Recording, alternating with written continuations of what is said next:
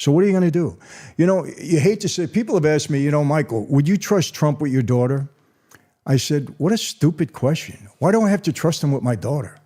What does that have to do with him being a president of the United States and doing a job for my country? Yep. Well, you know, 15 years ago, you got this guy. What do I care what he did 15 years ago in a hotel with a woman?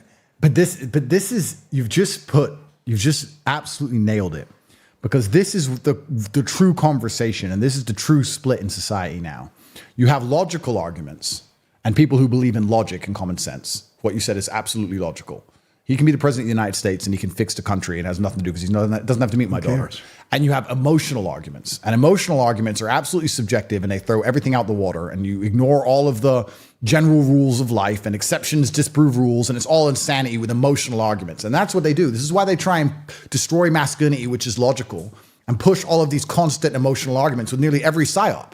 Let's look at a psyop. Climate change. Whether climate change is true or not isn't even the conversation we need to have. Because when they pass legislation regarding climate change, it's a Trojan horse for a bunch of things that have nothing to do with the climate. Absolutely nothing. Nothing. They want to raise taxes, raise their wages, destroy your ability to go anywhere, take away your freedom, all for the climate. And if you sit down and logically say, please explain to me how me paying more taxes will stop the sun from being hot, they'll answer and say, oh, but don't you care about trees? Emotional argument. Oh, you like trees, right?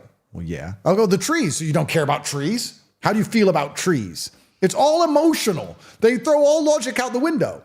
So when someone says that stupid asinine, when someone asks you that asinine question, yeah, it's emotionality. They're thinking with their emotional side of their brain. They're not being logical. No, and let me tell you why it's so scary now. You had Trump has a record. He spent 4 years as president. He has a record. Yeah. The other guy has a record.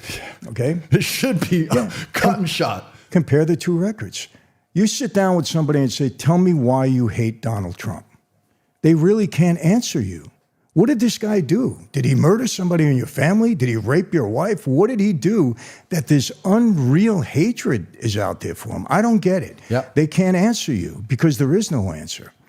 The guy has a record. He was a good president. Forget anything else he did in his life. Well, you know, he was involved with the mob. So what?